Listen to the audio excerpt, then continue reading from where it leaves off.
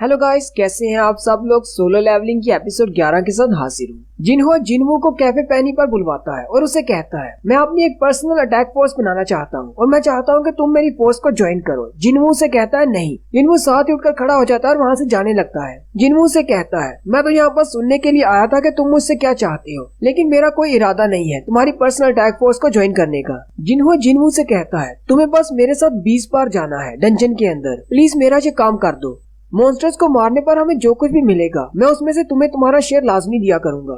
जिन्वू जिन्हो से कहता है लास्ट टाइम तुम्हें जरा भी एक्सपीरियंस नहीं हुआ, तुम्हें पता होना चाहिए कि डंजन्स के अंदर हम सिर्फ मॉन्स्टर्स को नहीं मारते बल्कि बाज़ दफा हमें हंटर्स को भी मारना पड़ता है। ये तुम जैसे अमीर बच्चों के खेलने की कोई स्पोर्ट्स नहीं है। मुझे तो लगा था कि इतने सारे हंटर्स को अपने सामने मरता हुआ देखकर तुम दोबारा डंजन में जाने से भी डरोगे, लेकिन ऐसा कैसे हो सकता है? कहीं तुम पागल तो नहीं होगे या फिर तुम एक गिल्ड मास्टर बनना चाहती हो? जिन्हो से कहता है हाँ मैं गिल्ड मास्टर बनना चाहता हूँ और साथ ही वो रोना शुरू कर देता है और जिन्हो से कहता है प्लीज मेरी पूरी बात तो सुन लो। जिन्हो से कहता है मैंने तुम्हें बता दिया कि मैं गिल्ड मास्टर बनना चाहता हूँ, लेकिन मुझे लाइसेंस रिसीव करने के लिए एक्सपीरियंस की जरूरत है। वैसे तो कोई भी हंटर इस लाइसेंस को रिसीव कर सकता है, लेकिन लाइसेंस के लिए एक शर्त है कि जिस हंटर को ये लाइसेंस इशू किया जाएगा वो 20 बार डंजन के अंदर गया होना चाहिए। एक बार तो मैं तुम्हारे साथ डंजन में जाकर आ चुका हूँ, अब मुझे सिर्फ 19 बार और डंजन में जाना है, फिर मुझे लाइसेंस मिल जाएगा। हाँ, उसके लिए मुझे एक रिटन टेस्ट भी देना होगा, लेकिन मेरा ब्रेन बहुत ज्यादा तेज है, मैं वो रिटन टेस्ट पास कर लूंगा, मैं पूरी तरह श्योर हूँ। जिन्वू से कहता है मैंने सुना है कि तुम एक बहुत बड़े बाप की औलाद हो जो कि एक आर्किटेक्चर बिजनेस का मालिक है। जिन्हो से कहता है हाँ तुमने बिल्कुल ठीक सुना है, मैं ये सब कुछ इसीलिए कर रहा हूँ अपनी कंपनी को हासिल करने के लिए, और ये मेरे डैड के ऑर्डर्स हैं। उन्होंने मुझे कहा है कि मैं एक हंटर गिल्ड क्रिएट करूँ जिससे हमारी कंपनी को बहुत ज्यादा फायदा होगा। साथ ही जिन्वू कहता है डंजन्स बहुत ज्यादा डेंजरस जगह होती है, लेकिन डंजन के अंदर से बहुत ज्यादा ट्रेजर निकलता है जिससे आप बहुत ज्यादा पैसा कमा सकते हैं। सिर्फ मैजिक कोर क्रिस्टल्स और माना क्रिस्टल्स ही नहीं बल्कि मॉन्स्टर्स की डेड बॉडीज को हम बिल्डिंग मटेरियल के लिए भी इस्तेमाल कर सकते हैं। डंजन में हर चीज हमारी दुनिया में इस्तेमाल हो सकती है, इसीलिए बड़े बड़े बिजनेसमैन और बड़ी बड़ी कंपनियों की ये ख्वाहिश होती है कि वो अपने गिल्ड क्रिएट करें ताकि इन डंजन से ज्यादा पैसा कमाया जा सके। जिन्वू से कहता है मेरे डैड का इरादा है कि वो एक एस रैंक के हंटर को अपने गिल्ड का मास्टर बनाएंगे और मेरा बड़ा भाई उस गिल्ड का वाइस मास्टर होगा। जिन्वू से कहता है अगर मैं गलत नहीं हूँ तो इस वक्त पूरे कोरिया में सिर्फ 9 ही एस रैंक के हंटर्स हैं, जिनमें से 8 तो गिल्ड के साथ रजिस्टर्ड हैं। सिर्फ एक ही एस रैंक का हंटर बचता है जिसका नाम मिन बियोंग है, लेकिन वो तो रिटायर हो चुका है। तुमने कहा कि तुम्हारा भाई वाइस मास्टर बनना चाहता है, लेकिन एक एस रैंक के हंटर और तुम्हारे भाई के दरमियान तो बहुत ज्यादा फर्क है। जिन्हो से कहता है हाँ तुम बिल्कुल ठीक कह रहे हो, मेरा भाई बहुत ज्यादा टैलेंटेड है लेकिन उसका रैंक लोअर है, इसलिए तो हम उसको गिल्ड का मास्टर नहीं बना सकते, इसीलिए वो एक वाइस मास्टर बनेगा। जिन्वू से कहता है मुझे लगता है कि शायद तुम वाइस मास्टर बनना चाहते हो, इसीलिए तुम इन डंजन्स के अंदर जाकर एक्सपीरियंस हासिल करना चाहते हो ताकि उसके बाद तुम अपने फादर को मना सको कि वो तुम्हें वाइस मास्टर बना दे।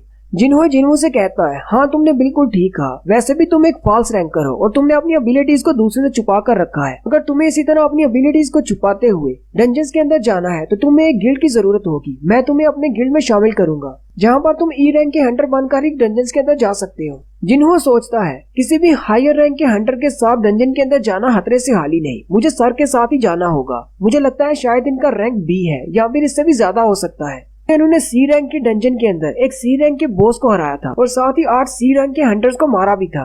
अगर मैं दूसरे किसी हंटर के साथ जाता हूँ तो मुझे अपनी जान का डर रहेगा, लेकिन सर पर मैं भरोसा कर सकता हूँ, इसलिए मुझे इन्हीं के साथ जाना है। जिन्हो से कहता है अगर मैं तुम्हें ज्वाइन करता हूँ तो मुझे क्या मिलेगा? जिन्हो अपने पास से कुछ पेपर्स निकालता है और जिन्हो के सामने करते हुए कहता है जरा इसे देखो। जिन्हो जैसे उसे देखता है तो वो बहुत ज्यादा चौंक जाता है। नेक्स्ट सीन सुबह का होता है। जिन्हो एक्सरसाइज करने के लिए बाहर निकलता है तो उसकी बहन भी साथ आ जाती है। जिन्हो अपनी बहन से कहता है तुम मेरे पीछे क्यों आ रही हो? जिन्हो उसे कहती है मैं भी तुम्हारी तरह एक्सरसाइज करना चाहती हूँ, तुम तो देखो कितनी जल्दी एक्सरसाइज करके इतने लंबे हो गए हो। जिन्हो उसे कहता है अच्छा ठीक है, पीछे मत रह जाना। फिर वो दोनों रनिंग शुरू करते हैं। भागते हुए जिन्हो अपनी बहन से कहता है अगर तुम्हें कहीं से अचानक 3 बिलियन वॉन मिल जाए तो तुम क्या करोगी? उसकी बहन उसे कहती है पता नहीं, लेकिन तुम क्यों पूछ रहे हो? जिन्हो उसे कहती है हो सकता है मैं अपने लिए एक बड़ा सा घर खरीद लूं या फिर उन्हें बैंक में जमा करवा दूं। जिन्हो से कहता है और बाकी के पैसों का क्या करोगी? जिन्हो से कहती है पता नहीं, मुझे समझ नहीं आ रही। जिन्हो से कहती है लेकिन तुमने 3 बिलियन का ही क्यों कहा? क्या कोई बात है जो तुम मुझसे करना चाहते हो? साथ ही जिन्हो तेजी से भागना शुरू कर देता है और उसे पीछे छोड़कर आगे चला जाता है। जिना वहीं पर खड़ी हो जाती है और कहती है इसकी स्पीड तो बहुत ज्यादा है, एक हंटर तो हंटर ही है। भागते हुए जिन्हो कहता है जिन्हों ने मुझे जो पेपर दिए थे उनके ऊपर 3 बिलियन लिखा हुआ था। जिन्हों एक बिल्डिंग बनाने वाला है जो कि उनके गिल्ड का ऑफिस होगा और वो बिल्डिंग की कॉस्ट 3 बिलियन वॉन होने वाली है और जिन्हों ने कहा था कि इसकी प्राइस इससे भी ज्यादा बढ़ सकती है। जिन्हों उसकी बात सुनकर बहुत ज्यादा हैरान हो गया था क्योंकि 3 बिलियन वॉन की रकम जिन्हों के लिए बहुत ज्यादा है। जिन्हों से कहता है सिर्फ 19 बार डंजन के अंदर जाने के लिए तुम्हें इतना महंगा ऑफिस क्रिएट करने की क्या जरूरत है।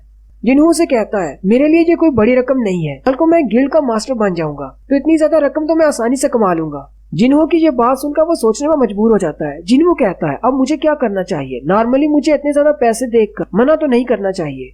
मैं ये बात अच्छी तरह से जानता हूँ कि मैं एक बहुत ही यूनिक हंटर हूँ। अगर मैं एक रीअवेकनर भी हूँ, फिर चाहे मैं एक रीअवेकनर ही क्यों ना हूँ, मैं एक स्पेशल रीअवेकनर हूँ। ऐसा कोई भी हंटर नहीं होगा जो कि मॉन्स्टर्स को मारने पर लेवल अप होता है। क्या पता शायद इसी तरह लेवल अप होते हुए मैं एक दिन एस रैंक तक पहुंच जाऊं या फिर एस रैंक से भी ज्यादा स्ट्रॉन्गर हो जाऊं, फिर मैं भी 3 बिलियन आसानी से कमा सकता हूं। जिन्हों से कहता है लेकिन मेरी एक शर्त है, मैं तुम्हारे साथ डंजन के अंदर जाऊंगा। जिन्हों से कहता है मुझे अपनी शर्त बताओ, मैं तुम्हारी सारी शर्तें पूरी करूंगा। जिन्हों से कहता है मेरी शर्त ये है कि डंजन के अंदर सिर्फ हम दोनों जाएंगे, हमारे अलावा कोई भी नहीं जाएगा। जिन्हों बहुत ज्यादा घबरा जाता है और उसे कहता है हम लोग सी रैंक की डंजन्स में जाने वाले हैं, क्या आपको लगता है कि सिर्फ हम दोनों मिलकर सी रैंक की डंजन्स को क्लियर कर सकते हैं। जिन्हों से कहता है हाँ तुमने बिल्कुल ठीक सुना, सिर्फ हम दोनों ही डंजन के अंदर जाएंगे।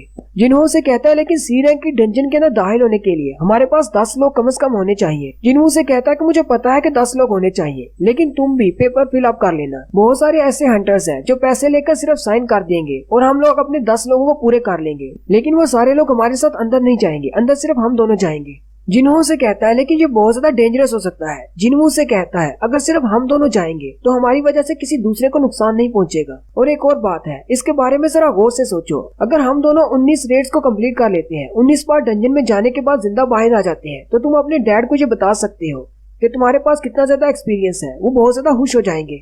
जिन्हों ये बात सुनकर बहुत ज्यादा खुश हो जाता है और कहता है हाँ ठीक है, मुझे मंजूर है तुम्हारी ये शर्त। चलो ठीक है, मैं जाकर अपने बाकी के 8 टीममेट्स का बंदोबस्त करता हूँ। फिर हमारा सीन फिर से प्रेजेंट में आ जाता है। जिन्हों अभी भी रनिंग कर रहा होता है। जिन्हों जल्दी से वहीं पर रुक जाता है और कहता है मैंने तो 10 किलोमीटर भागना था, लेकिन मैंने 11 किलोमीटर भाग लिया क्योंकि मैं अपनी सोचों में घूमता, इसलिए मुझे ध्यान नहीं रहा। साथ ही वो पीछे अपनी सिस्टर की तरफ देखता है और कहता है आखिर अब ये जीना कहाँ रह गई। जिन्हों अपनी विंडो की तरफ देखता है और कहता है मैंने अपनी 10 किलोमीटर की दौड़ को कम्प्लीट कर लिया है, लेकिन ये 11 किलोमीटर क्यों शो कर रहा है। जिन्हों कहता है अच्छा ठीक है, मुझे अभी भी अपनी बहन का इंतजार करना है, तो क्यों ना मैं बाकी की एक्सरसाइज भी कर लूं। क्या पता 100 से ज्यादा पुशअप्स और चिन अप्स करने से मेरा लेवल अप हो जाए। फिर वो 20 मिनट तक वहीं पर एक्सरसाइज करता है।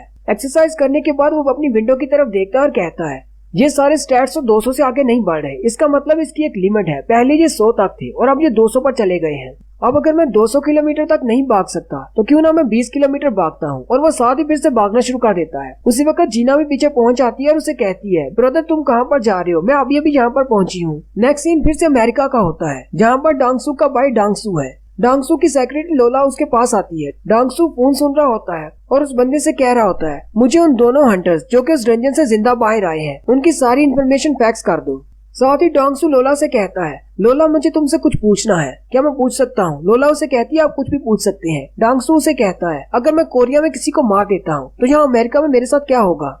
लोला डांगसू से कहती है क्योंकि आप अमेरिका के एस रैंक हंटर हैं, इसलिए अगर आप कोरिया में किसी को मार देते हैं तो आपका ट्रायल अमेरिका में होगा और यहाँ पर जजेस के साथ निगोशिएशन करने से सारा मसला हल हो जाएगा, कोई बड़ी बात नहीं। डांगसू कहता है ये तो बहुत ही अच्छी बात है, कुछ कमीनों ने मेरे बड़े भाई को कोरिया में मार दिया है, मैं उन दोनों को अपने हाथों से मारना चाहता हूँ। और साथ ही वो अपने मोबाइल को भी अपने हाथ में ही तोड़ देता है। डांगसू सोचना शुरू कर देता है और कहता है मेरे भाई के पास 8 मेंबर्स थे, टोटल 10 लोग अंदर गए थे, जिनमें से सिर्फ 2 ही बाहर आए। जो 2 लोग बचे हैं उनमें से एक डी रैंक का हंटर है और ई रैंक का हंटर है। मेरा बड़ा भाई बिल्कुल भी ऐसा नहीं था कि कमजोर लोगों की वजह से अपनी जान को खतरे में डाल दे। और वैसे भी वो दोनों सिर्फ फार्म फिलिंग के लिए थे, उन दोनों के पास इतना ज्यादा एक्सपीरियंस नहीं था। मुझे लगता है कि उन्होंने कोई ट्रैप सेट किया होगा जिसकी वजह से उन्होंने उन सबको अंदर जाकर मार दिया।